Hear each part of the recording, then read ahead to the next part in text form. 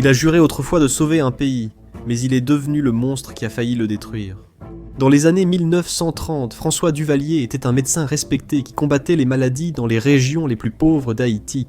Dans les années 1960, il a imposé son pouvoir par la terreur, des escadrons de la mort et le vaudou. Duvalier ne gouvernait pas seulement Haïti, il l'a hanté. Que s'est-il passé ? Comment un médecin de campagne devient-il un despote magicien ? Aujourd'hui, dans The Infographics Show, nous évoquons Papadoc, le dictateur vaudou d'Haïti. Pour comprendre comment François Duvalier est devenu Papadoc, il faut d'abord saisir le monde qu'il a formé. Une nation issue de la rébellion et une religion née de la survie. Haïti est un pays de l'île d'Hispaniola dans la mer des Caraïbes, à l'est de Cuba et au sud des Bahamas, ancienne colonie française. Haïti a obtenu son indépendance au début du 19e siècle et reste le seul pays fondé par une révolte d'esclaves. Ce contexte est crucial pour saisir l'ascension de Papadoc. Le passé d'Haïti en tant que colonie esclavagiste française peuplée d'Africains déplacés en a fait le berceau du vaudou. Né de la fusion des religions traditionnelles d'Afrique de l'Ouest et du catholicisme imposé aux esclaves, le vaudou reflète le monde brutal qu'il a façonné. Ancré dans la destinée et une philosophie simple, fais de ton mieux avec ce que tu as. Il imprègne presque toute la culture haïtienne, même chez ceux qui n'y croient pas. De la même manière que la plupart des Américains sont culturellement chrétiens, la blague courante sur Haïti est que la population est à 85% catholique, 15% protestante et 100% vaudou. François Duvalier est né et a vécu immergé dans cette culture la majeure partie de sa vie. Duvalier venait d'un milieu aussi aisé qu'on pouvait l'espérer en Haïti, surtout à l'époque où il était devenu adulte. Pendant une période de 20 ans d'occupation américaine, cela ne s'est pas très bien passé pour la stabilité générale du pays. Son père, enseignant et juge de paix de la Martinique, et sa mère boulangère. Il a obtenu son diplôme de médecine à l'université d'Haïti en 1934, puis étudié la santé publique à l'université du Michigan pendant 1 an. En 1943, il a pris part à une campagne américaine visant à éradiquer les maladies tropicales, un problème majeur en Haïti. Jusque-là, il avait ouvert une clinique pour soigner des patients ruraux et est vite devenu apprécié, recevant le surnom de Papadoc. Bien que Duvalier ait étudié et travaillé aux États-Unis dans un programme humanitaire, il critiquait vivement la politique américaine en Haïti.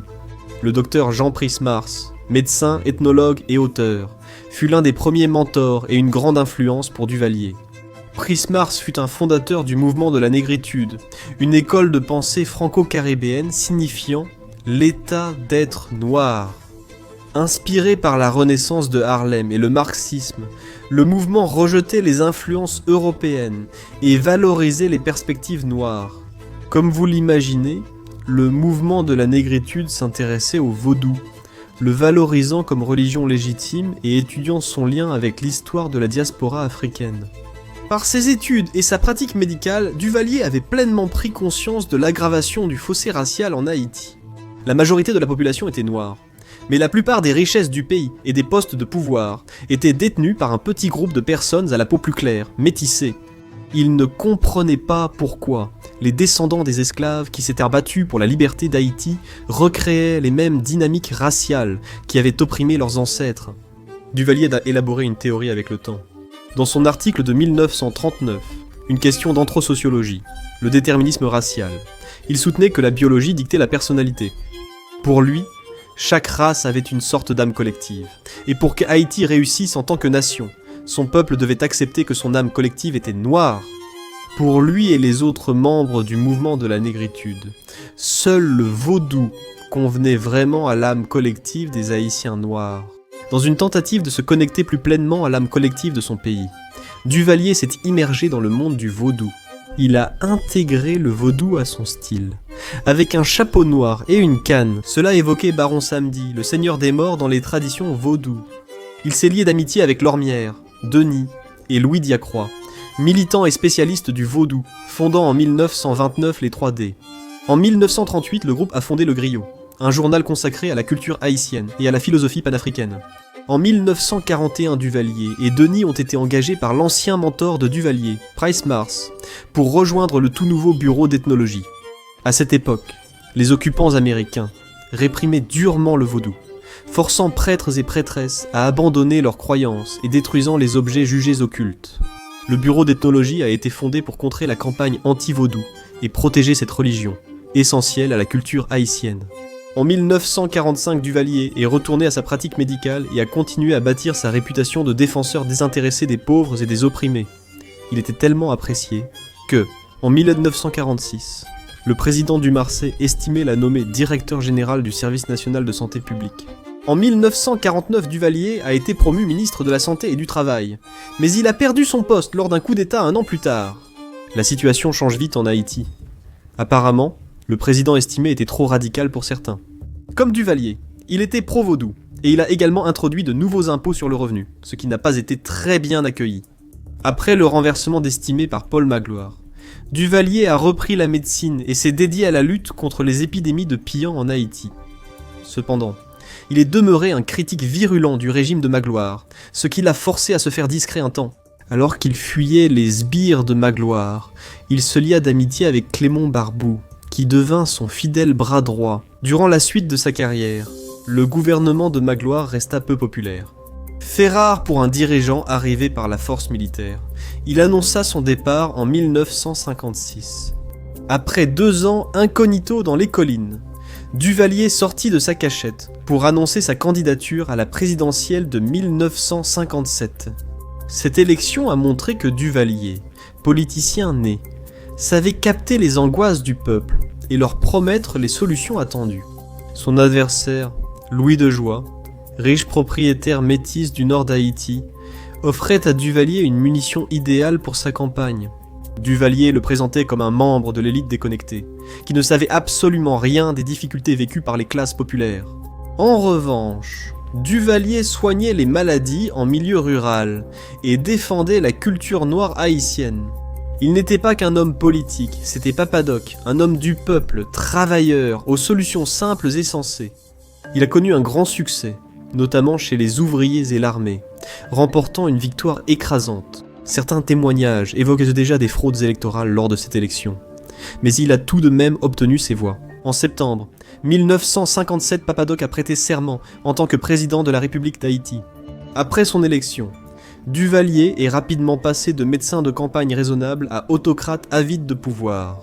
L'une des premières choses qu'il a faites en arrivant au pouvoir a été de réécrire littéralement la Constitution.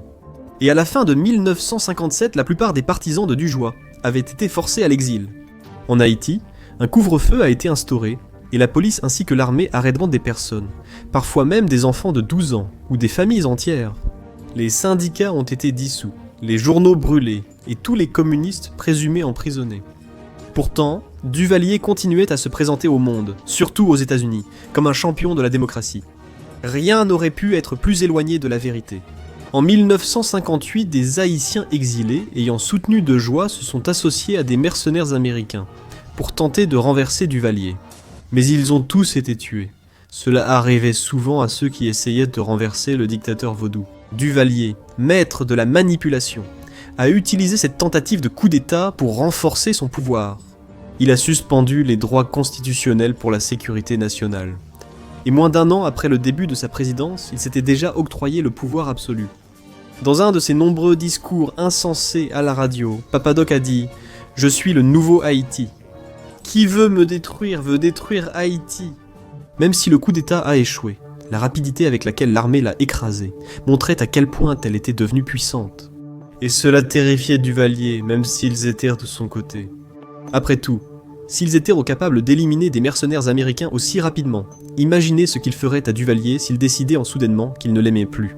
Alors, pour contrer tout éventuel futur coup d'État, Duvalier fit ce que ferait n'importe quel dictateur paranoïaque. Il remplaça le chef d'état-major et tout l'état-major par des personnes redevables envers lui. En 1959, il créa une milice rurale qui, à la différence de l'armée, lui obéissait directement. La milice des volontaires de la sécurité nationale. Le chef du groupe était l'ami de Duvalier, Clément Barbeau. Leur but principal était de traquer les menaces au régime et de s'assurer qu'elles disparaissent définitivement. Ils portèrent des costumes bleus, des lunettes noires et des insignes à crâne pour compléter l'esthétique dieu de la mort de Duvalier.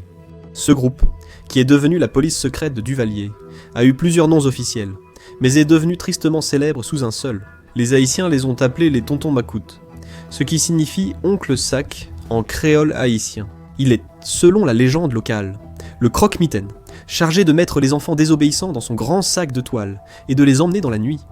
Puisque c'est essentiellement ce que la police secrète de Papa Doc faisait à ses rivaux politiques, il est facile de comprendre d'où vient ce nom et pourquoi il est arresté. Les tontons macoutes ont été essentiels au règne de terreur de Duvalier.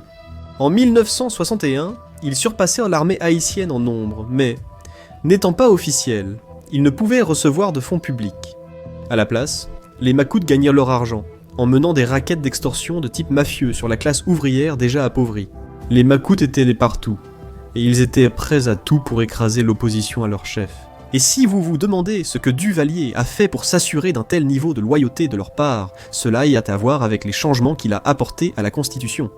Avant que Duvalier ne prête serment, la Constitution haïtienne ne reconnaissait pas le vaudou comme religion nationale. Cela signifiait qu'elle pouvait être interdite, ce qui fut le cas au début du XXe siècle. Avec quelques changements constitutionnels, Duvalier avait tout renversé. Les prêtres et prêtresses vaudous, autrefois contraints de pratiquer en secret, étaient très reconnaissants à Papa Doc d'avoir permis cela. Grâce à ses études du vaudou, il en connaissait beaucoup et leur a fait prêter serment. En tant que chef des macoutes à la campagne, c'est vrai, les tontons de macoutes étaient un escadron de la mort vaudou, pas seulement un escadron de la mort. Duvalier misait tout sur le vaudou, ce n'était pas qu'une excentricité. Ce n'était pas seulement pour affirmer ses convictions ethno-nationalistes. Cela lui permettait de maintenir sa poigne de fer sur la population par la peur. Tout ce qu'il pouvait faire pour encourager davantage les rumeurs selon lesquelles il était un véritable maître de la magie noire, il le faisait. Des prêtres vaudous venaient au palais pour des rites avec lui. Il marmonnait des chants et des proclamations inquiétants, avec la voix nasale caractéristique des esprits vaudous, comme Baron Samedi. Des rumeurs disaient qu'il parlait aux morts depuis sa baignoire pour obtenir des conseils et pratiquer la rouspicine. Un type de magie qui consiste à lire le sang et les entrailles d'animaux sacrifiés rituellement pour prédire l'avenir. En 1958, l'anthropologue américain Harold Kurlander, rencontré par Duvalier au bureau d'ethnologie, visita le palais présidentiel. La réunion a eu lieu dans une pièce décorée pour un bal masqué noir, avec des rideaux sombres et de nombreuses bougies noires. En 1959, une rumeur très effrayante sur Papa Doc a circulé. Les tontons macoutes ont fait une descente lors des funérailles de l'un des opposants politiques de Duvalier et ont volé le corps directement dans le cercueil. Cela a été fait officiellement pour empêcher un rassemblement politique au cimetière. Mais la rumeur disait que Papa Doc voulait lui arracher le cœur pour un rituel visant à accroître son pouvoir. Parlant tel un vrai sorcier noir, Duvalier s'est adressé à la radio cette année-là, déclarant à son peuple « Moi seul suis votre maître ». Même les sorciers maléfiques peuvent saigner. En mai 1959, Duvalier a eu une crise cardiaque. Le peuple haïtien a pris cela comme un signe que le tout-puissant Papa Doc n'était en réalité pas si puissant que ça, et ils sont devenus incontrôlables. Des manifestations et émeutes ont secoué le pays. La tombe du père de Duvalier a été profanée. Des bombes lancées à Port-au-Prince et des politiciens ont profité de l'absence de Duvalier pour le critiquer publiquement. 2 mois plus tard, Duvalier est rétabli. Tout espoir de rébellion écrasé, la situation redevient normale. Il est apparu au palais présidentiel et a annoncé un complot communiste contre lui, et que les intrus seraient traités par tous les moyens nécessaires. Il a suspendu toute immunité parlementaire et destitué rapidement les 16 sénateurs l'ayant critiqué en son absence. Il a également fait arrêter son second, Clément Barbeau. Barbeau dirigeait les affaires pendant que Duvalier était malade, et il était un peu trop compétent à ce poste au goût de Duvalier. L'arrestation de Barbeau a suivi la découverte par Duvalier que Barbeau avait négocié avec les États-Unis sans l'en informer. Même l'Église n'a pas échappé à la colère de Duvalier. Malgré tous ses efforts pour rallier les chrétiens, y compris en affirmant qu'il était à la fois Jésus-Christ et Dieu, et en imprimant des affiches de Jésus à ses côtés disant « Je l'ai choisi », l'Église catholique n'était pas vraiment impressionnée. L'Église soutenait de nombreuses manifestations étudiantes et était vue comme le dernier rempart contre le règne de Papa Doc. En 1961, Duvalgy parvient à expulser un évêque français et 4 prêtres, ce qui lui vaut l'excommunication par le Vatican. Les présidents haïtiens exerçaient des mandats de 6 ans et Duvalier en avait encore 2 à accomplir. Mais avec le pouvoir qu'il avait déjà consolidé, être évincé par un vote n'était pas vraiment une préoccupation. Il a donc organisé une élection surprise et s'est présenté sans opposition. Bien que les bulletins ayant été manifestement truqués, il a tout de même osé dire cela en voyant les résultats. j'accepte la volonté du peuple. Le New York Times l'a alors qualifié d'élection la plus frauduleuse de toute l'histoire des élections truquées d'Amérique latine. La seconde investiture de Duvalier a été fêtée par une grande réception au palais présidentiel. La plupart des participants avaient été enlevés et jetés à l'arrière de camions par les tontons de Macoute, puis forcés de faire la fête sous menace de mort. De nombreux membres de la classe moyenne instruite d'Haïti, sauf ceux réduits au silence pour leurs opinions anti-Duvalier, ont vu les signes et décidé de partir. De nombreux enseignants, scientifiques et professionnels de santé ont quitté Haïti pour s'installer à Cuba, en Amérique ou en Afrique francophone. Jusqu'alors, la relation entre Duvalier et les États-Unis était instable mais fonctionnelle. Les États-Unis n'occupaient plus Haïti depuis un certain temps dans les années 1960, mais ils fournissaient toujours au pays une aide économique et un soutien militaire. Il devint clair que Duvalier conservait l'aide étrangère et utilisait les Marines américains pour entraîner et équiper les tontons Macoute. Macou. Ainsi, le président John F. Kennedy prit discrètement la décision que Haïti ne recevrait plus aucune aide des États-Unis. Sans cet argent, l'économie haïtienne s'est encore plus effondrée. Tout l'argent du pays allait soit directement à Duvalier et à ses acolytes, soit était pris par les Macou. À part les agriculteurs et les lèche-bottes de Duvalier, il n'y avait presque pas d'emploi. Les propriétaires d'entreprises locales partaient ou étaient fermés par l'État. La situation était désespérée. Mais le maître de la manipulation, Papa Doc, a su tirer parti de cette situation pour son image, comme il semblait le faire avec chaque problème. Il a attribué l'effondrement de l'économie aux États-Unis. En avril 1963, Barbeau sort de prison. Duvalier tente de lui offrir une voiture neuve en guise d'excuse. Barbeau a répondu en tentant de faire kidnapper 2 des enfants de Duvalier. Le complot a échoué, et Duvalier est parti en guerre. Il a déclaré Barbeau et ses complices ennemis de l'État. Et les Macou ont tué des centaines de suspects lors d'une chasse à l'homme sanglante à l'échelle nationale. Ils ne se sont pas arrêtés aux hommes non plus. On a rapporté à Duvalier que Barbeau s'était changé en chien noir pour fuir. Alors les Macou ont reçu l'ordre de tuer tout chien noir aperçu. Papa Doc, déjà digne d'un conte maléfique, a même exigé qu'on lui apporte la tête d'un rebelle exécuté, emballé dans de la glace. Il voulait communier avec l'âme du défunt et le forcer à révéler ses secrets. Il assistait parfois à des séances de torture où des prisonniers étaient plongés dans l'acide. Après 3 mois de carnage et de terreur, Barbeau fut capturé puis exécuté. La fin de 1963 offrit à Duvalier une autre victoire, l'assassinat de John F. Kennedy. Et si vous vous demandez, oui, Duvalier s'est effectivement attribué le mérite, affirmant qu'il avait tué Kennedy avec une malédiction. Lyndon B. Johnson a prêté serment et sa politique étrangère différait quelque peu de celle de Kennedy. Tous les présidents américains pendant la guerre froide étaient contre le communisme, mais Johnson était vraiment contre le communisme. Il a fait de l'arrêt de sa propagation une priorité absolue. Donc, en d'autres termes, Papa Doc était un autocrate et un meurtrier qui avait détourné des millions de dollars de l'United States Agency for International Development et était essentiellement un nécromancien pratiquant.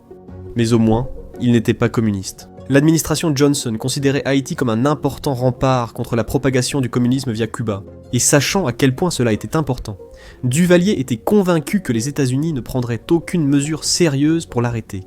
C'était surtout vrai, alors que le gouvernement américain subissait encore les conséquences de la baie des cochons en 1961. Il ne pouvait pas se permettre de risquer d'autres humiliations dans la région. L'inaction des États-Unis a donné à Papa Doc toute liberté, faisant d'Haïti un État à partie unique.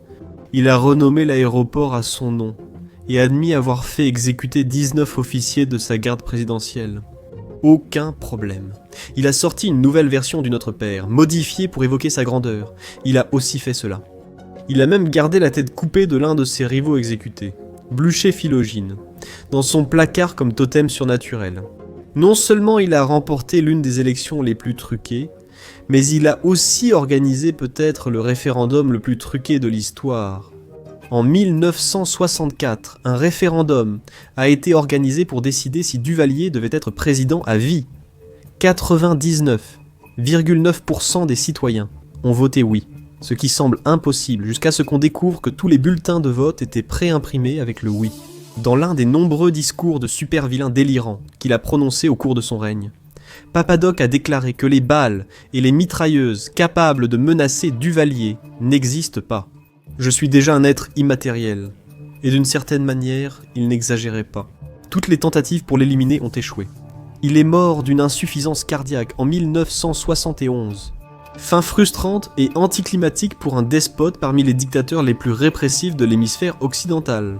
Et selon certaines estimations, il a causé la mort d'environ 60 000 personnes. Son fils, Jean-Claude, qui avait 19 ans à l'époque, lui a succédé. Jean-Claude, surnommé Bébé Doc, a été renversé en 1986. Après la chute du régime, des émeutiers ont pénétré dans la crypte de Papa Doc pour découvrir que le cercueil avait disparu.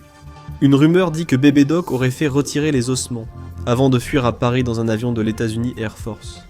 Dans un rebondissement macabre que Papa Doc lui-même aurait apprécié, personne ne sait vraiment où ses restes ont fini.